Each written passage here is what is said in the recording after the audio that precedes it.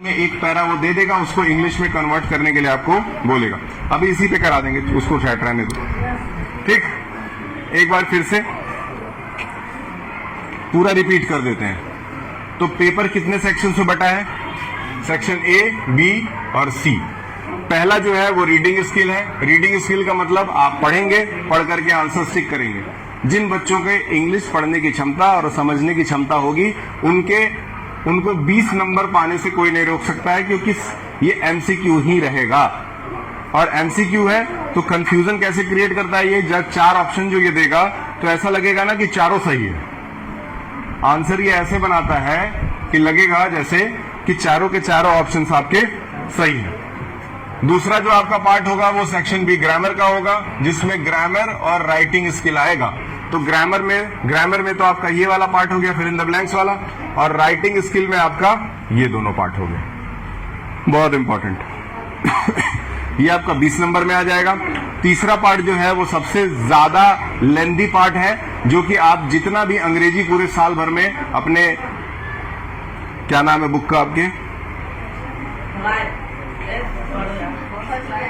First flight, ठीक है, first flight वाली बुक से जितना भी कुछ आप पढ़ेंगे वो सब कुछ 40 नंबर में आएगा, क्वेश्चन आंसर के फॉर्म में। और इसमें कोई ऑप्शन नहीं रहेगा। 40 नंबर में कोई ऑप्शन नहीं है। क्वेश्चन पढ़ना है, आंसर लिखना है, क्वेश्चन पढ़ना है, आंसर लिखना है। ठीक है, तो हम लोग को सबसे ज्यादा जो ध्यान देना है, देखिए ये वाले पार्ट पे तो ध्यान आप ही खुद से दे सकते हैं, क्योंकि इसकी कोई तैयारी नहीं होती है पहले से। इसको आप पढ़ेंगे, टिक कर देंगे। हम लोग को सबसे ज्यादा जो पढ़ना है वो ये 40 नंबर वाला पढ़ना है, जो कि हम लोग पढ़ रहे हैं। उसके साथ ही साथ हम लोगों को ये दोनों पे ध्यान देना है। मतलब आपको पेपर पैटर्न के हिसाब से जो ग्रामर का बहुत ज्यादा एक्स्ट्रा लोड था वो खत्म हो गया। अब इसकी तैयारी के लिए हम आपको क्या करेंगे, वर्कशीट्स निकाल के आपको देते रहेंगे, क्लास में इसको प्रैक्टिस कराते रहेंगे।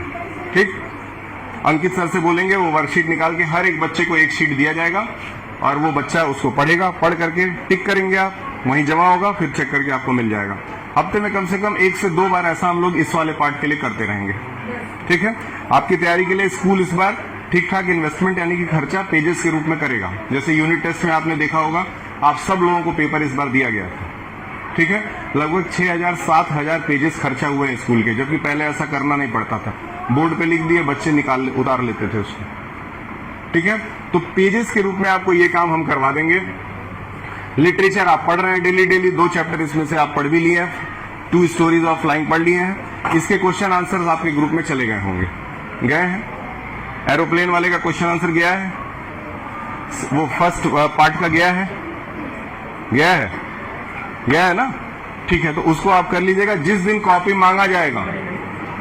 अब ये बात बहुत ध्यान से सुन लीजिए, जिस दिन कॉपी मांगा जाएगा उस दिन आपके पास पीडीएफ जितना है वो आपके कॉपी में कायदे से लिखा हुआ होना चाहिए। और उसी दिन पहली बार हमको मौका मिलेगा आप लोगों का बढ़िया से तोड़ैया करने के लिए, मैं पहले से बता दे रहा हूं। ठीक है, जिस दिन कॉपी मांगा जाएगा आपकी कॉपी या तो पूरी होनी चाहिए, या तो फिर उस दिन आप आइएगा मत। ठीक है, ये याद रखिएगा। पढ़ाई के साथ कोई लापरवाही नहीं। पढ़ाते समय जो 2-4 बच्चे हंसी मजाक ये सब करते हैं, तो मैं इसलिए छोड़ देता हूं, क्योंकि जब मैं भी 10th में था तो मैं भी पीछे बैठ करके अपने दोस्त के साथ हंसी मजाक करता था, और इसमें हमको नहीं लगता है कुछ गलत बात है। लेकिन जब टीचर पढ़ा रहा है तो उस समय आप ध्यान दीजिए। ठीक है, ये आपका पोर्शन है, क्लियर है। अब कैसे पेपर आएगा समझ में आ गया। एक बार आपको आपके सामने से पेपर हम दिखा देते हैं। एक मॉडल टेस्ट पेपर आप लेंगे, आप अच्छे से इसको देख लीजिए। इसका फोटोकॉपी करा करके हम आपको अभी क्लास में भिजवा देते हैं, सब लोग इसको देख लीजिएगा।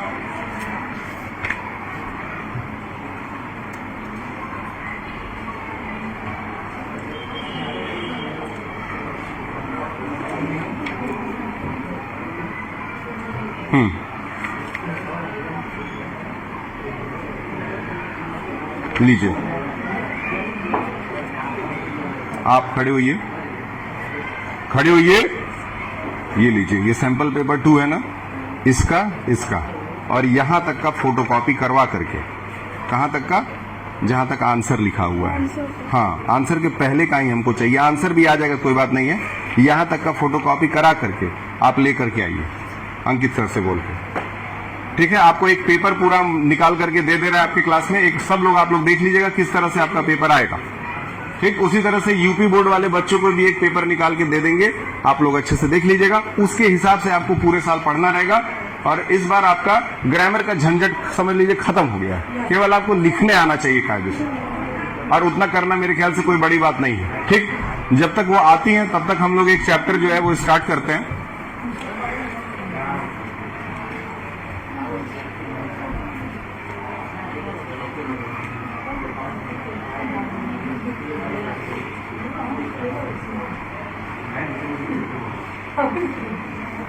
नेल्सन मंडेला हो गया था आपका।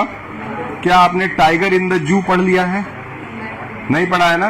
पोयम बचा हुआ है, टाइगर इन द जू वाला पोयम निकालिए, बताइए क्या पेपर में पोयम आए। कैसा पेपर में पोयम आता है?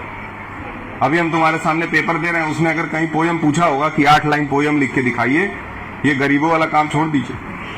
जो आपका पेपर है, जैसा पेपर आएगा वही आएगा। ठीक, ये आपका पेपर, ये आपका चैप्टर है अ टाइगर इन अ जू।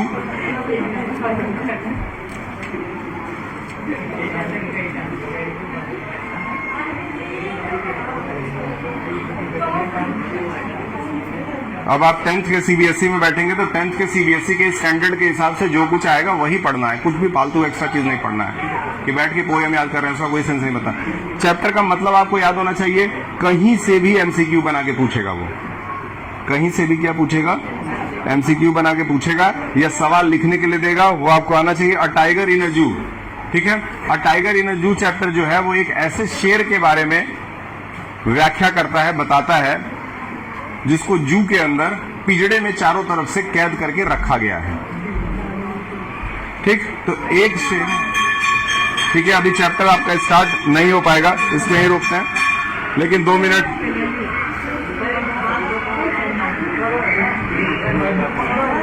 चाहिए।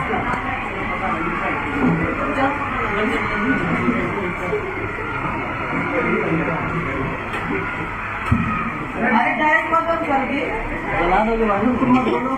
अच्छा सॉरी।